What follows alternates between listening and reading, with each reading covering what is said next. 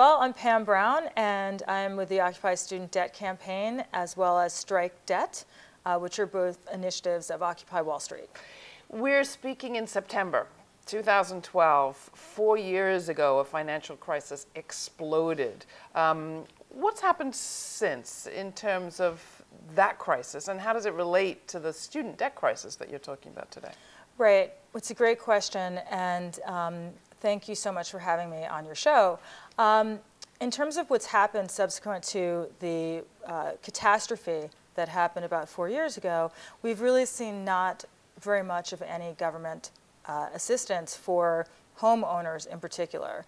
And that has created a massive foreclosure crisis, which has led to already about 5 million foreclosures and predictions that they may go as high as over 9 million before things shake themselves out. The employment crisis also came out of this, and so interestingly, we've seen more and more student debt accumulate. We've seen $100 billion in student debt accumulate just last year. So we have increasing student debt. Last year in April, we actually went over $1 trillion, which is really an unfathomable amount of money for students to owe. It's more than any other form of consumer debt. A year ago, we started the Occupy Student Debt Campaign, and that was one of the first things really to emerge out of Occupy Wall Street was this issue around student debt. And there have been many groups that have worked with this issue, but the actual one that came out of Occupy Wall Street was Occupy Student Debt Campaign. And we aim to change higher education, not just change the circumstance of students currently with the unbearable $1 trillion worth of debt that's already been accumulated, but actually look at how to correct the system.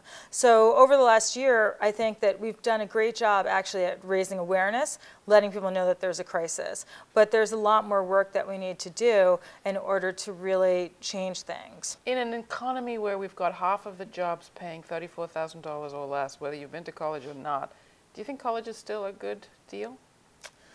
It's a complicated question. One aspect of it is that as a public, we need an educated society.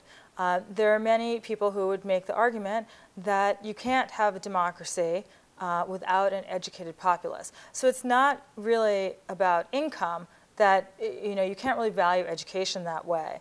On the other hand, we certainly can't have people graduating into enormous debt without jobs that pay well, pay enough money to pay those debts.